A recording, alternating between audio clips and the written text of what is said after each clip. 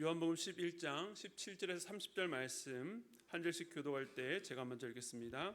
예수께서 와서 보시니 나사로가 무덤에 있은지 이미 나으리라. 베다니는 예루살렘에서 가깝기가 한 오리쯤 되매 많은 유대인이 마르다와 마리아에게 그 오라비의 일로 위문하러 왔더니 마르다는 예수께서 오신다는 말을 듣고 곧 나가 맞이하되 마리아는 집에 앉았더라. 마르다가 예수께 여짜오되 주께서 여기 계셨더라면 내 오라버니가 죽지 아니하였겠나이다. 그러나 나는 이제라도 주께서 무엇이든지 하나님께 구하시는 것을 하나님이 주실 줄을 아나이다. 예수께서 이르시되 내 오라비가 다시 살아나리라. 마르다가 이르되 마지막 날 부활 때에는 다시 살아날 줄을 내가 아나이다.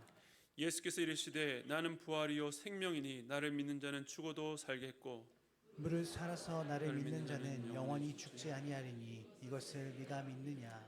이르되 주여 그러하외다. 주는 그리스도시요 세상에 오시는 하나님의 아들이신 줄 내가 믿나이다. 이 말을 하고 돌아가서 가만히 그 자매 마리아를 불러 말하되 선생님이 오셔서 너를 부르신다 하니 마리아가 이 말을 듣고 급히 일어나 예수께 나아가매 예수는 아직 마을로 돌아오지 아니하시고 마르다가 맞이했던 곳에 그대로 계시니라. 아멘.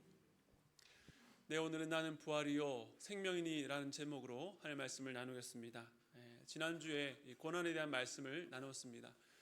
고난이 주께 살아계시는 자와 또 그 가정에 덮칠 때에 우리는 참 당황해야 합니다. 왜 이런 일이 벌어졌는지, 그 이유가 무엇인지, 또 하나님의 역할은 무엇이었는지 끊임없이 우리 마음속에서 의문이 생깁니다. 그러나 주께서 살아가시는 자들에게도 고난이 일어날 수 있습니다. 예수님은 나사로의 병이 죽을 병이 아니라 하나님의 영광을 위함이요 또 하나님의 아들이 이로 인해서 영광을 받게 하려 합니다 라고 하셨습니다. 이처럼 우리는 고난을 만나면 늘 과거에 머물지만 주님은 언제나 그 일을 통해서 장차 행하실 일을 바라보십니다. 우리는 항상 최악을 예상하며 불안해하지만 주님은 하나님의 영광이라는 가장 가치 있는 최고의 선을 만들어 가시는 것입니다. 그런데 우리를 이어서 또 한 번 당황시켰던 것은 예수님께서 나사로의 소식을 들으시고 그 머물던 곳에 이틀 더 유하셨다는 것입니다. 그래서 11장 5절 하반절부터 6절까지 연결해서 읽으면 우리를 참 의아하게 만듭니다. 11절부터 보시면 예수께서 사랑하시더니 나사로가 병들었다함을 들으시고 그 계시던 곳에 이틀을 더 유하시고. 아니, 사랑한다 해놓고 지체하시다니 어떻게 그럴 수 있겠는가. 사랑하면 절대 그렇게 해서는 안 될 것 같은데 예수님은 오히려 사랑하시기 때문에 지체하셨다 말씀합니다. 예수님께서 사랑하셔서 하는 행위가 우리의 기대와는 다를 수 있는 것입니다. 그러나 주님의 지체 또한 지체는 해야 할 일을 미루거나 우리를 더 어려운 상황 가운데 방임하는 것이 아니라 그것 역시 우리를 사랑하셔서 적극적인 목적을 이루기 위한 과정이라는 것입니다. 주님께서 의도적으로 그 자리에 계시지 않은 것, 주님의 부재는 결국 그들의 믿음 때문이었습니다. 믿음을 위해서였습니다. 믿음은 이처럼 우리가 견딜 수 없는 상황에서 우리의 모든 기대가 무너지고 우리에게 전혀 답이 없다는 것을 알았던 그때에 일어나는 것입니다. 이전에 빈약하고 연약한 믿음이 어떤 상황 가운데서도 요동치 않는 강한 믿음으로 자라가게 됩니다.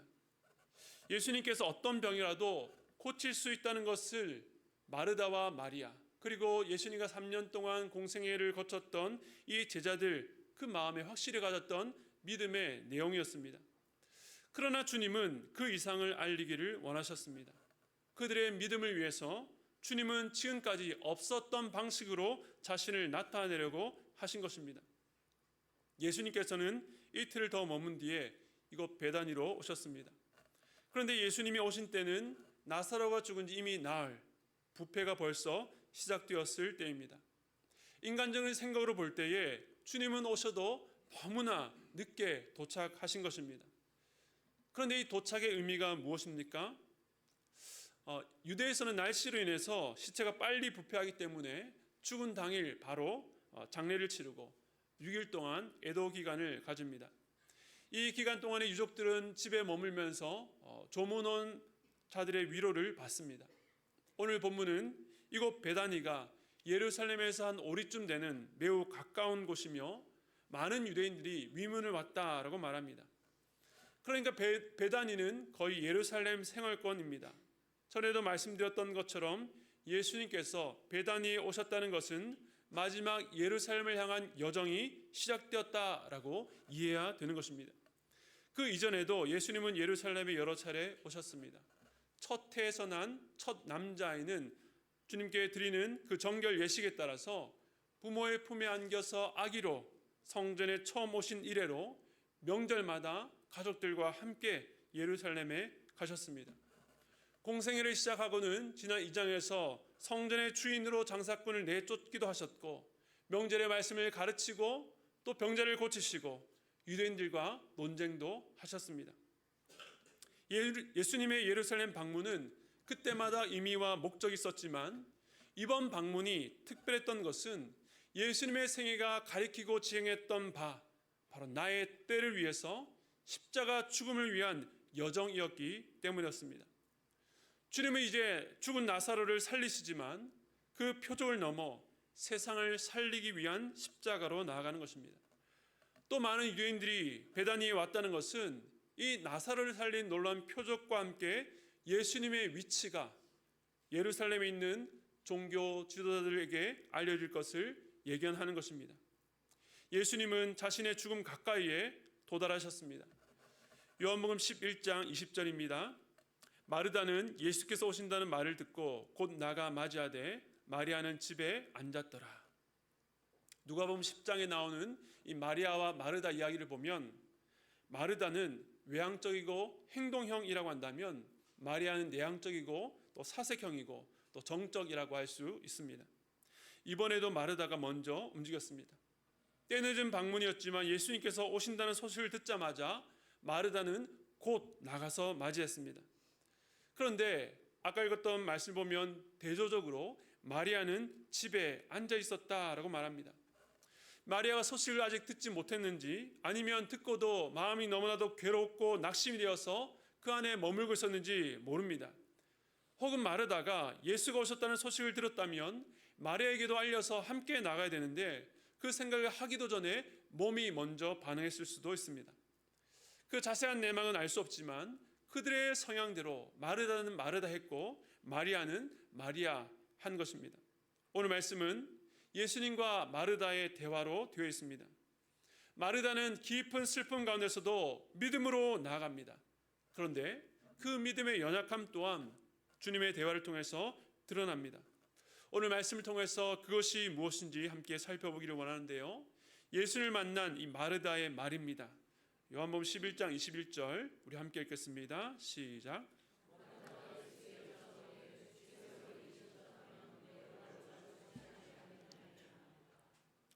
지난 시간부터 충분히 예상했던 말입니다.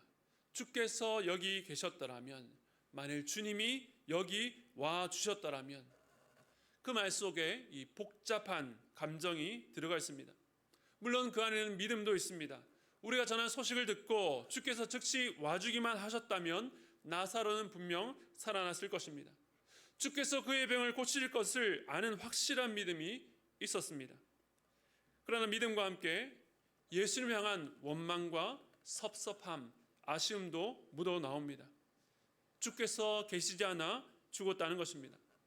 마르다가 가진 믿음의 연약함은 주께서 이 나사로의 병은 고칠 수 있지만 이제는 나사로가 죽었기 때문에 더 이상 할 수 있는 것이 없다는 것입니다.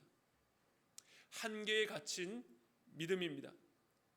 만일 주께서 여기 계셨더라면, 이처럼 우리는 가정법의 한계 속에 삽니다.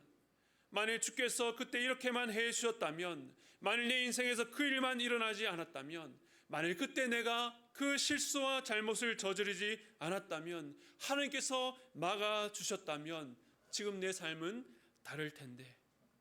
그 안에 후회와 원망, 그리고 이제는 돌이킬 수 없는 현실에 대한 아쉬움이 남아 있습니다. 그렇기 때문에 그 다음 우리의 반응은 그 현실을 받아들이거나 혹은 그 현실을 부정하려 합니다.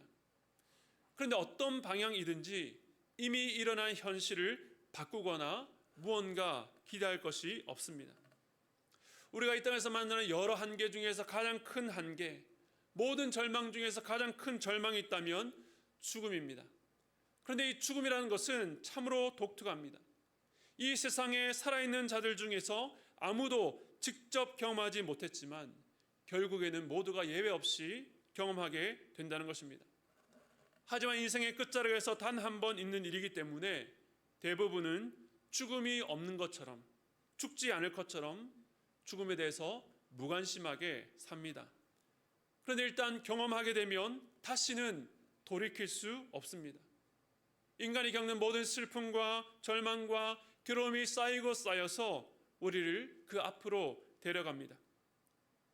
이처럼 죽음은 한 인간이 직접 경험해 보지는 못했지만 가장 절망스러운 현실입니다.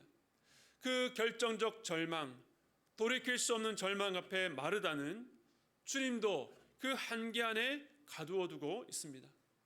물론 마르다가 지금 이 상황에서도 완전히 절망한 것은 아니었습니다. 그가 주님께 이렇게 고백합니다. 요한복음 11장 22절에 보면 그러나 나는 이제라도 주께서 무엇이든지 하나님께 구하시는 것을 하나님이 주실 줄 아나이다. 비록 주님이 여기 없어서 나사로가 죽었지만 이제라도 주께서 하나님께 간구하는 것을 하나님이 주실 줄 믿겠다는 겁니다. 절망 속에서도 주님을 향해서 이렇게 말할 수 있는 것은 참 놀라운 고백이요 믿음이지만 마르다가 말하는 그 무엇이든지 하나님께 구하시는 것 안에는 예수께서 죽은 나사로를 다시 살릴 수 있다는 기대는 없습니다. 왜냐하면 그 이후에 요한복음 11장 39절 예수께서 이르시되 돌을 옮겨 놓으라 하시니 그 죽은 자의 누이 마르다가 이르되 주여 죽은 지가 나흘이 되었음에 벌써 냄새가 나나이다. 나중에 예수님께서 나사로의 무덤 앞에 가서 그 무덤 앞에 돌을 옮겨 놓으라 하셨을 때 마르다는 이미 죽은 지 나흘 되어서 냄새가 나는데 무슨 일을 명하십니까? 라고 반문합니다. 마르다의 머릿속에 나사로가 다시 살아나는 일은 없다라고 확신한 것입니다. 여전히 한계 안에 갇혀 있습니다. 그렇다면 마르다가 기대한 것은 무엇이겠습니까? 예수님께서 무엇을 해주시길 원했을까요? 지금까지 많은 사람들이 와서 내게 위로해 주었지만 여전히 괴롭고 힘듭니다. 이제 주님께서 오셨으니 동생과 제 마음을 위로해 주시고 제 마음의 상처를 치료해 주시기를 바랬을지도 모릅니다. 슬픔 당한 자를 찾아가 위로하고 그 마음을 만져주는 것은 참 놀라운 일입니다. 그러나 우리 주님은 그 이상을 하실 수 있습니다. 사람 수준의 위로, 사람 수준의 능력이 아니라 사람이 감히 감당치 못할, 상상치 못할 놀라운 능력과 권세를 갖고 계십니다. 이처럼 마르다는 나사로의 죽음 앞에서 절망하면서도 참 귀한 믿음으로 나아갔지만 여전히 한계 갇힌 믿음을 보여주었습니다. 자신의 경험 세계 안에 예수님을 제안합니다. 내 생각에 가능한 정도까지 내가 경험한 세계 안에서 내가 지금까지 신앙생활하면서 가장 좋았던 그 경험 정도로 주님을 제안하는 것입니다. 주님은 그 이상을 주려고 하시는데 전혀 기대하지 못합니다. 그런데 오늘 말씀은 우리 한계에 주님을 가두지 말라고 하십니다. 너의 경험과 너의 기대가 아닌 이제 주께서 장차 행하실 일로 저희와 마르다를 초대하고 있습니다. 그렇다면 주께서 행하실 일이 무엇입니까? 요한복음 11장 23절 우리 함께 읽겠습니다. 시작. 예수께서 이르시되 내 오라비가 다시 살아나리라. 아멘. 마르다, 너의 가정법의 한계, 너는 가정법의 한계, 절대 극복할 수 없는 한계, 나사로가 이미 죽어서 다시 돌아올 수 없다는 한계에 갇혀 있지만 내게 있어서 죽음은 돌이킬 수 없는 것이 아니다. 이 병은 죽을 병이 아니다. 죽음으로 끝날 병이 아니다. 내 오라비가 다시 살아나리라. 이로 말미암아 내가 나의 영광이 드러날 것이다 라고 말씀하셨습니다. 그런데 마르다의 대답이 무엇입니까? 11장 24절에 마르다가 이르되 마지막 날 부활 때에는 다시 살아날 줄을 내가 아나이다. 다시 살아난다는 것 저도 압니다. 믿습니다. 그런데 그 일은 지금이 아니라 마지막 날에 있을 것입니다. 당시 종교 지도자들 가운데의 사두개인은 현세적이고 세속적이었기 때문에 또 모세오경만 경전으로 받다 보니까 이 부활과 천사의 존재를 믿지 않았지만 다수의 유대인들은 부활 신앙이 있었습니다. 하지만 오늘 마르다의 고백처럼 마지막 날에 다시 살아나는 부활이었습니다. 이 믿음에 어떤 연약함이 있습니까? 막연한 믿음입니다. 분명 부활 신앙은 있습니다. 그러나 지금은 아닌 마지막 날에 있을 일입니다. 막연하다는 것이 무엇입니까? 없는 것은 아닙니다. 그러나 지금 내가 처한 이 상황 가운데 영향을 주지 못하는 믿음입니다. 존재는 하지만 현재는 뚜렷하지 못하고 어렴풋하여서 추상적입니다. 그런 막연한 믿음의 대표적인 말이 무엇입니까? 죽고 나면 천국 간다는 것이죠. 이 말이 잘못된 것이 아닙니다. 그런데 우리는 이 말을 하면서 신앙을 우리가 살아가는 현재, 우리의 삶의 구체적인 현장에서 자꾸 분리하려고 합니다. 믿음이라는 것을 죽고 나야만 확인할 수 있는 것으로 축소합니다.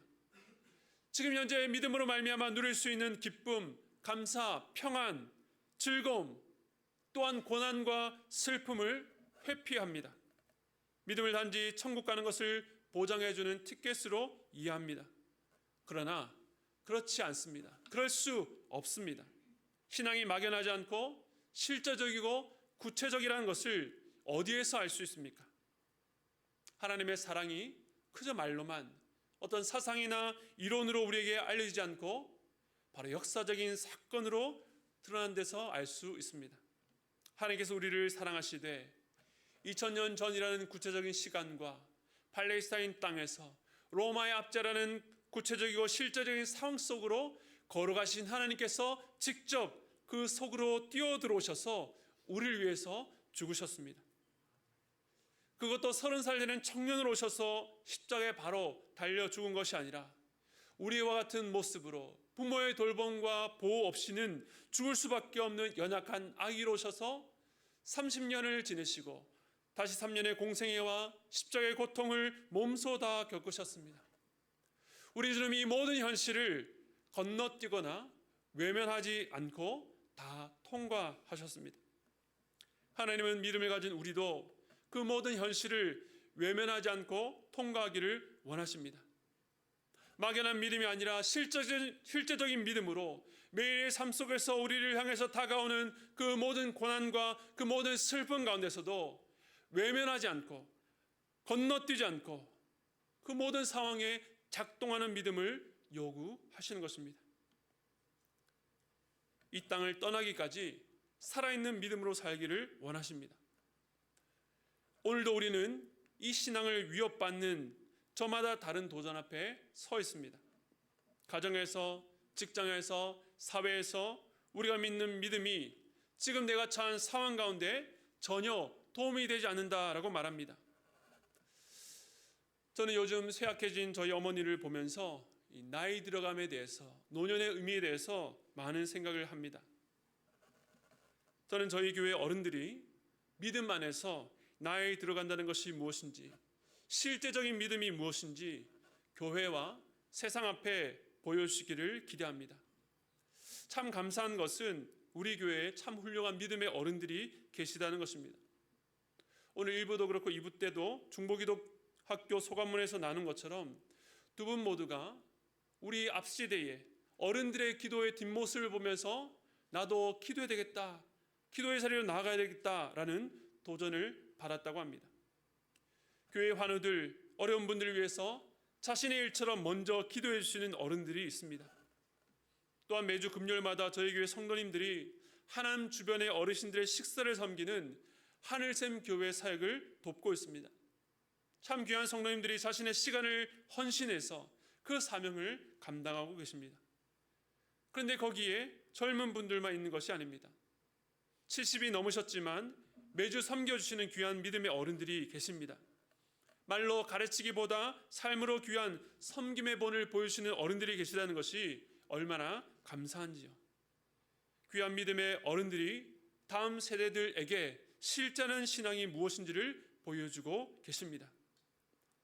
그런데 이 도전은 어른들에게만 주어진 것이 아닙니다. 교회로 모인 우리 모두는 서로가 서로에게 막연한 믿음이 아니라 각자 처한 상황 가운데 실제하는 신앙이 믿음이 무엇인지를 보여주어야 합니다. 각 연령대별로 다른 도전과 문제 앞에서 여러분이 가진 믿음이 막연한 믿음이 아니라 역사하는 믿음이라는 것을 보여주시기 바랍니다. 물론 누구도 완성된 믿음을 갖고 있다 말할 수 없습니다. 저마다 약점이 있습니다. 마르다 안에 있는 그 믿음의 연약함이 우리에게도 여전히 있습니다. 때로는 한계에 갇히고 막연한 믿음입니다. 그렇다면 어떻게 연약한 믿음을 넘어서 참된 믿음으로 나아갈 수 있을까요? 어떻게 현재에도 역사하는 믿음으로 살 수 있을까요? 예수님께서 연약한 믿음을 가진 마르다에게 이렇게 또 저희에게 이렇게 말씀하십니다. 요한복음 11장 25절과 26절 말씀 우리 함께 읽겠습니다. 시작. 예수께서 이르시되 나는 부활이요 생명이니 나를 믿는 자는 죽어도 살겠고 무릇 살아서 나를 믿는 자는 영원히 죽지 아니하리니 이것을 내가 믿느냐. 아멘. 요한복음에 나오는 예수님의 자기 선언, 나는 생명의 떡이니 나는 세상의 빛이라 나는 양의 문이라 나는 선한 목자다. 이어서 나는 부활이요 생명이라고 말씀하십니다. 여기서 부활 따로 생명 따로가 아닙니다. 나는 부활 곧 생명이라고 이해하는 것이 좋습니다. 예수님은 생명이신데 어떤 생명을 말하는가? 그 생명의 특별함이 부활을 통해서 우리에게 전해집니다. 성경은 이 생명에 대해서 창세기부터 전해왔습니다. 에덴 동산을 만드시고 거기에 생명나무를 두셨습니다. 그러나 인간은 죄를 범해서 그 생명에서 끊어졌습니다. 그 생명을 다시 주시기 위해서 예수님께서 이 땅에 오셨습니다. 예수님이 오신 이유에 대해서 요한복음 10장 10절 하반절에 이렇게 말합니다. 내가 온 것은 양으로 생명을 얻게 하고 더 풍성히 얻게 하려는 것이라. 또한 사도 요한은 요한복음을 기록한 목적을 이렇게 말합니다. 20장 31절 말씀 우리 함께 읽겠습니다. 시작. 오직 이것을 기록하면 너희로 예수께서 하나님의 아들 그리스도이심을 믿게 하려 하며 또 너희로 믿고 그 이름을 힘입어 생명을 얻게 하려 함이니라. 아멘. 예수께서 오신 이유, 우리에게 성경을 주신 이유가 우리로 하여금 생명을 얻게 하고 더 풍성히 얻게 하기 위해서입니다. 그런데 우리는 생명하면 우리가 지금 살아있다고 생각하기 때문에 그것이 왜 필요한가? 이미 살아있는데 무슨 생명을 말하는지 별 감동이 없습니다. 그러나 우리가 지금 살아가는 이 육신적 생명도 사람마다 똑같은 생명이 아니라 질이 다를 수밖에 없습니다. 날 때부터 부유한 집안에 태어나서 마음껏 자신의 꿈을 펼치는 인생이 있는가 하면 가난한 집에 태어나 힘겹게 살아가는 인생도 있습니다. 건강하게 태어난 자들도 있고 약하게 태어나거나 사고나 질병을 당해서 어렵게 사는 자들도 있습니다. 생명의 질적 차이가 저마다 다릅니다. 하지만 예수님께서 약속하신 생명은 이런 육신적 차원과 비교가 되지 않습니다. 더 본질적인 생명, 그것은 바로 부활 생명. 우리가 지금 사는 생명이 지속되는 것이 아니라 죽음에서 다시 살아나는 특별한 생명, 죽은 자를 살리시는 생명입니다. 죽음을 통과한 생명이요, 이제는 영원히 죽지 않는, 결코 죽을 수 없는 생명입니다. 모든 인간은 살아있는 것처럼 보이지만 죽음 아래에 있습니다. 여기서 죽음이라는 것은 언젠가 이 땅에서 생명이 끊어지는 죽음이 아닙니다. 그것은 바로 하나님에게서 끊어진 죽음, 영적 죽음입니다. 아무리 건강하고 아무리 부유하고 아무리 많은 것을 누리고 살아도 그 안에 이 부활 생명이 없으면 죽음의 권세 아래 있는 자들입니다.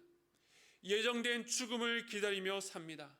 사람이 죽음을 두려워하는 것은 이 세상을 떠나기 때문이 아니라 죽음 이후에 둘째 사망, 영원한 심판이 예정되어 있기 때문입니다.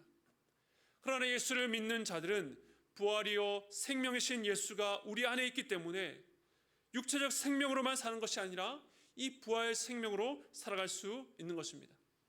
그저 먼 훗날 장차 가게 될 천국을 바라보며 이 땅에서 겨우 버티는 것이 아니라 바로 지금 죽음까지도 이기신 부활 생명이 내가 처한 모든 상황 가운데서도 살아가게 합니다.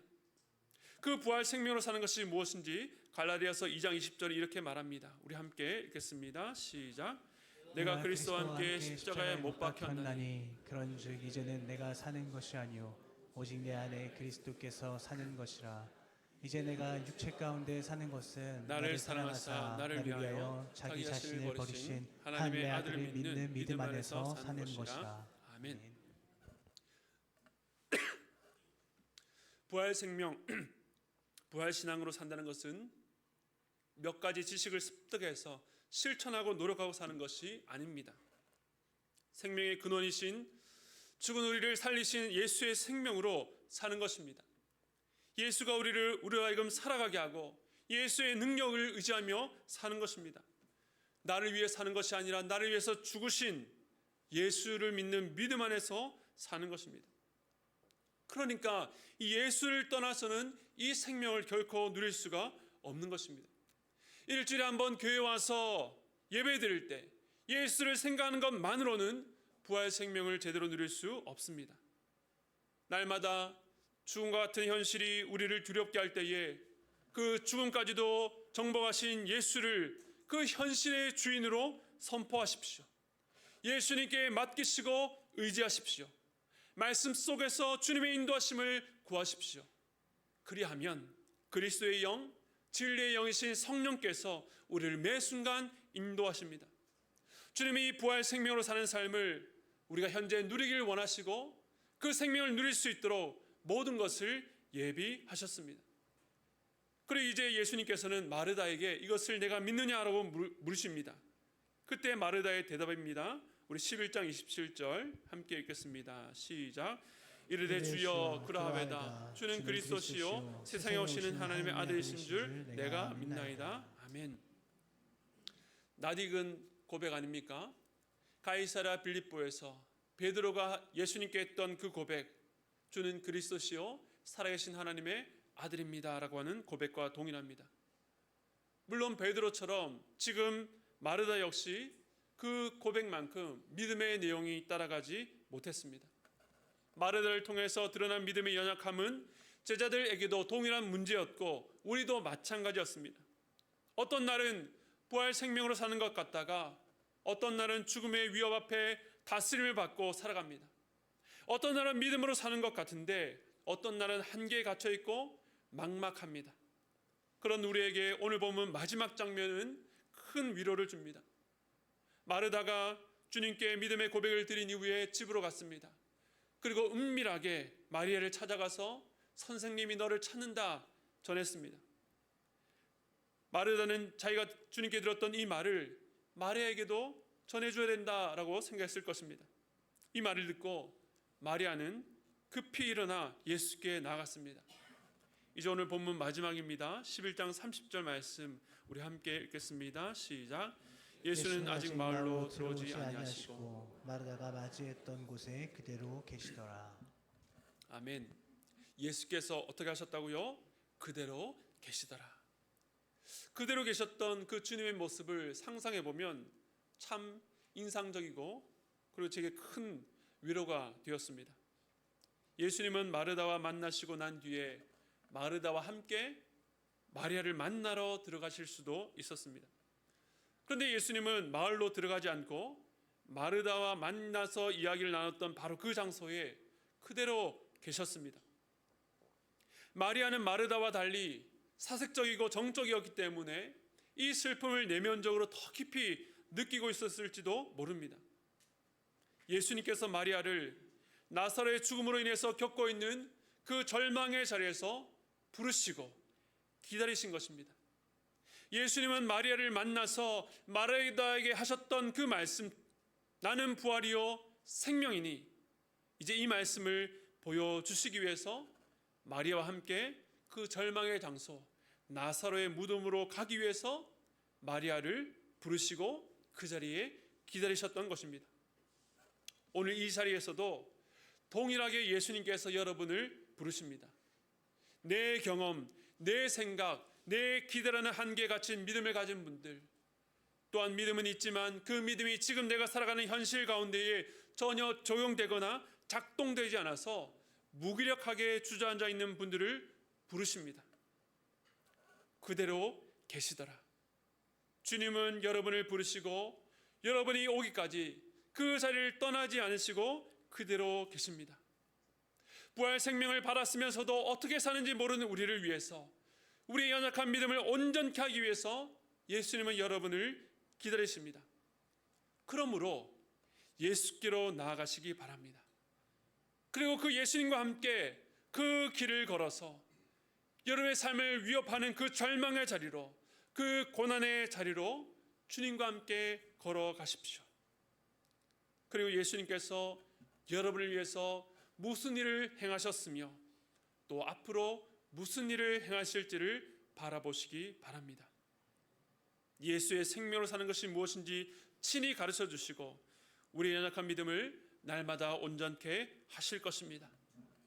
부활 생명 되신 예수님을 의지하며 살아가는 저와 여러분 되시기를 주님의 이름으로 축복합니다.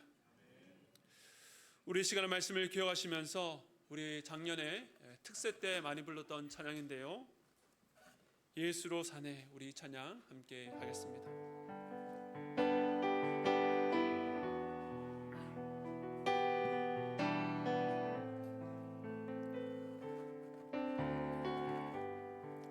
알 수 없는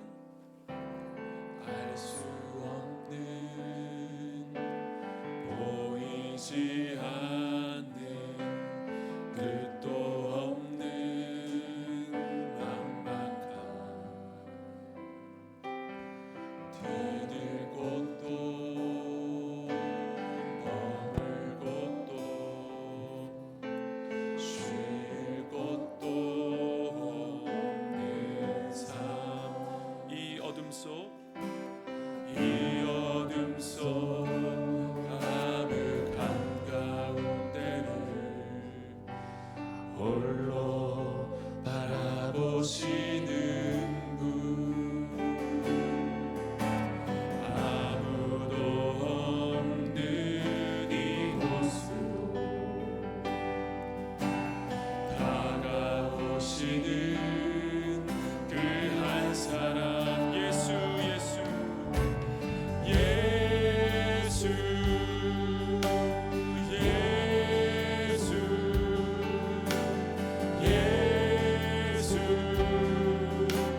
살리시는 분,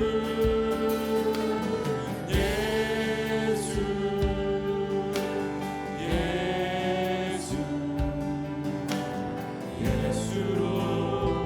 우리 처음부터 다시 한 번 더 고백했습니다. 알 수 없는, 보이지 않는,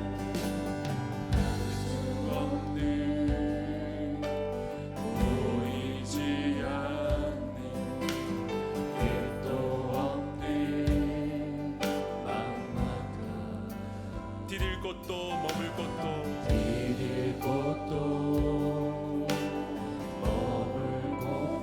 쉴 곳도 없는 삶, 주님은 그 어둠 속에 있는 우리를 바라보십니다. 이 어둠 속 한가운데를 홀로 바라보시는 분, 아무도 없는 이곳으로 다가오시는 예수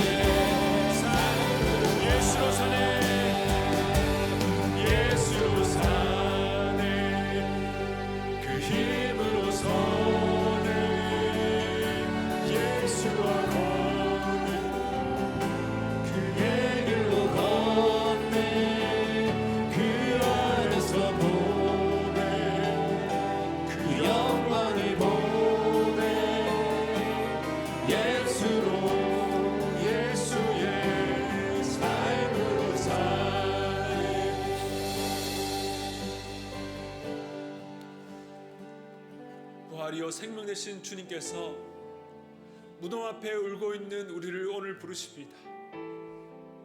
내게로 나오라, 내게로 나오라.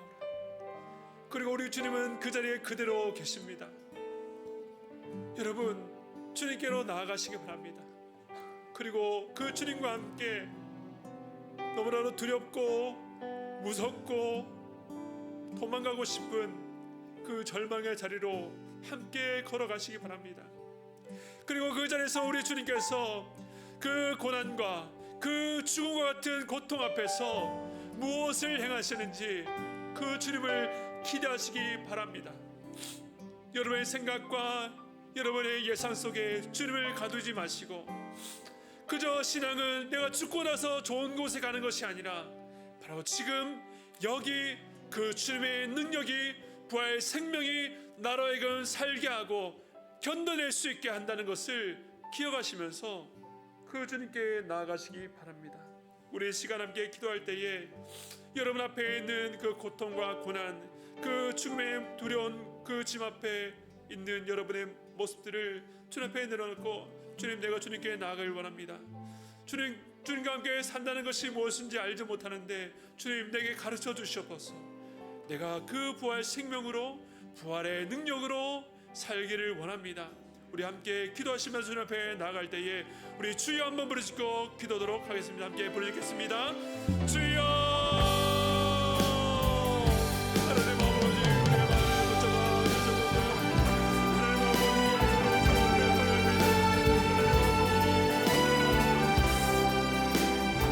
하나님 아버지, 오늘도 무덤 앞에서 울고 있는 우리를, 더 이상 소망을 꿈꿀 수 없어서 주저앉아 있는 우리를 이 예배 자리로 초대해 주시고 오늘도 우리를 불러주시니 감사합니다. 우리는 늘 주님을 떠나고 내 마음대로 각기 옳은 길로 흩어지지만 주님은 변함없이 그 자리에 계셔서 우리를 기다리시며 우리를 불러주시니 감사합니다. 여전히 우리 안에 내가 풀 수 없는 문제들과 내가 이겨낼 수 없는 여러 가지 고통이 있지만 주님, 그거 생각하지 않고 주님께 나아가겠습니다. 주님, 그 주님과 함께 그 고난 앞으로 나아가겠습니다. 주님과 함께 걸어가겠습니다. 그 고난이, 그 고통이 우리를 죽일 수 없는 것은 내 안에 예수의 생명, 그 죽음까지 정복하신 부활 생명 되신 예수님께서 계시기 때문에 그렇습니다. 하나님, 그 주님과 함께 살아가는 법을 배워가게 하시고 그 주님과 함께 이 땅을 기쁨으로, 즐거움으로, 감사함으로, 그 고통을 감수하는 그 능력으로 살아갈 수 있도록 붙잡아 주시옵소서. 오늘도 연약한 자를 일으키시는 그 주님의 능력이 우리에게 임할 때에 우리 또한 연약하고 눈물 흘린 자들의 눈물을 닦아줄 수 있는 줄로 믿습니다. 하나님, 우리가 그러한 작은 예수로 살기를 원합니다. 주님, 우리 마음 가운데 그러한 소망과 기대를 주시고 우리가 이런 이 고통과 이 슬픔이 그저 이유 없음, 알 수 없음으로 끝나지 않고 우리의 세계 가운데 더 크신 그 주님의 큰 그림을 보게 하시고 그로 말미암아 주님의 생명이 내 안에 있다는 것을 교회와 이 세상 가운데 증거하는 주님의 복된 성도를 낼 수 있도록 붙잡아 주시옵소서. 지금은 우리 주 예수 그리스도의 한량없는 은혜와 하나님 아버지의 무한하신 사랑하심과 성령님의 감동 감화 교통하심의 역사가 이제는 부활 생명 되신 예수님을 내 안에 모시고 그 예수님과 함께 그 길을 걷겠다고 다짐하고 돌아가는 모든 성도들의 머리 위에 지금부터 영원토록 함께 있기를 축원드리옵나이다.